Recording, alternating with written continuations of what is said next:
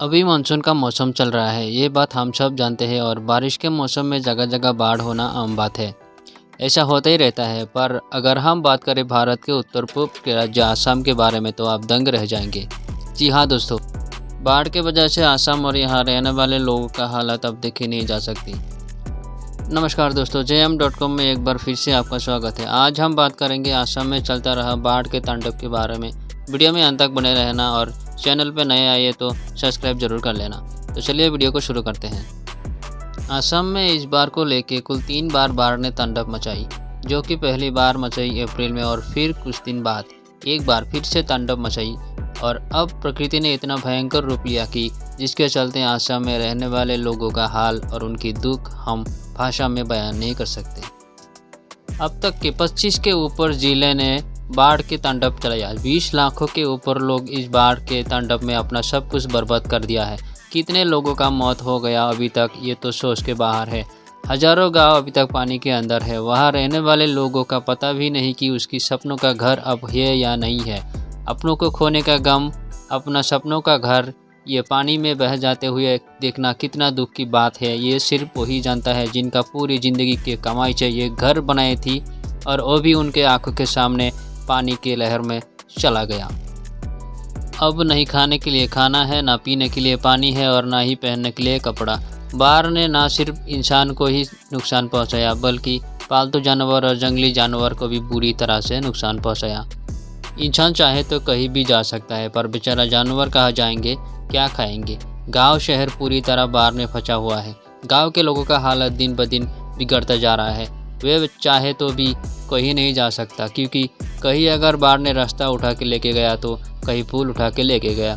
धीरे धीरे सबका मौजूद रहा खाना भी कम होने लगा है।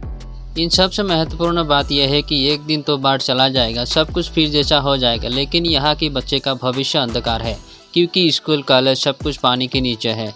ये कहाँ जाएंगे, क्या पढ़ेंगे। इससे पहले 2 साल तक कोरोना वायरस ने तहलका मचा दिया था, जो सारे बच्चों का भविष्य अंधकार में धकेल दिया है। और अब बाढ़ ने आसाम में हर साल बाढ़ होता है, सैकड़ों लोगों का मौत हो जाता है, हजारों लोग अपने सपनों का घर खो देते हैं, हजारों लोगों का घर जमीन नदी में बह जाते हैं। ऐसा करीब 100 साल से हो रहा है। आखिर क्यों हर साल आसाम में बाढ़ ने इतना तांडव मचाते हैं? कब तक सहना पड़ेगा आसाम के लोगों को ऐसा परेशानी? इसका कोई उपाय क्यों नहीं निकला अभी तक? हम सब जानते हैं कि आसाम एक नदी मातृक राज्य है और भारी बरसात के चलते यहाँ का सारे नदियाँ खतरे के निशान से ऊपर बह रही है, जो इस बाढ़ का जिम्मेदार है। आसाम की भौगोलिक स्थिति भी काफ़ी जिम्मेदार है हर साल बाढ़ होने की। आसाम का उत्तरी हिस्सा भूटान और अरुणाचल प्रदेश से लगा हुआ है, जो कि पहाड़ी इलाका है। पूर्व हिस्सा नागालैंड से, पश्चिम हिस्सा पश्चिम बंगाल और बांग्लादेश से और दक्षिणी हिस्सा त्रिपुरा, मेघालय और मिजोरम से मिलता है। आसाम का कुल क्षेत्रफल 78,438 वर्ग किलोमीटर है, जिसमें से 56,194 वर्ग किलोमीटर ब्रह्मपुत्र नदी घाटी में है और बाकी 22,244 वर्ग किलोमीटर बराक नदी घाटी में है। आसाम में तिब्बत से निकलने वाले कई नदियां अरुणाचल प्रदेश से होकर जाती है, जो बाढ़ लाते हैं। और सबसे ज़्यादा जिम्मेदार ब्रह्मपुत्र नदी है, जिसकी छोटी बड़ी 35 सहायक नदी है।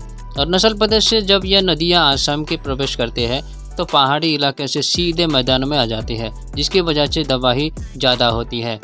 हर साल चीन, भूटान, नेपाल और पड़ोसी राज्यों से छोड़े गए पानी से आसाम में बने तटबंध टूट जाते हैं और इसकी वजह से ही पानी रिहायशी इलाके में भर जाती है। ज़्यादातर उन्हीं लोगों की जान जाती है जो नदी के करीब रहती है।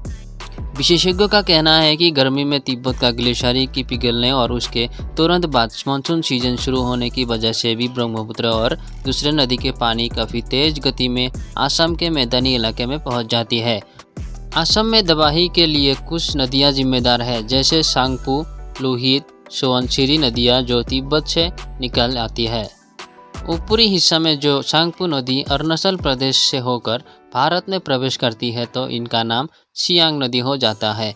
लोहित नदी अरुणाचल प्रदेश से भारत में आते हैं और 200 किलोमीटर की दूरी तय करके सियांग में मिल जाती है।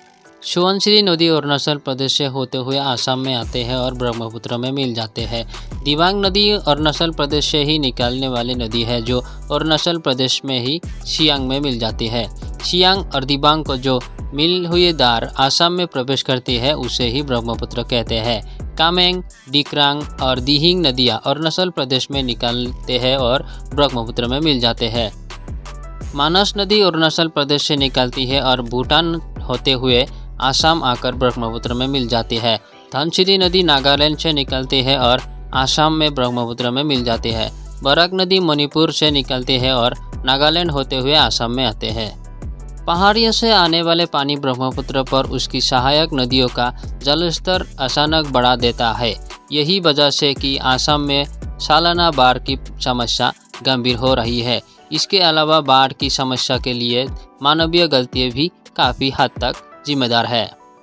आबादी बढ़ी तो लोग नदियों के पास बस्तियां बसाने लगे, जंगल काटे जाने लगा। सरकार को ऐसे में चाहिए कि वो नदियों के करीब स्थायी निर्माण की इजाज़त ना दे, वरना कहीं ऐसा ना हो कि हर साल आने वाले बाढ़ और उससे जुड़े जान माल के नुकसान की भयावह मंजिल आसाम को नियति ही बन जाए।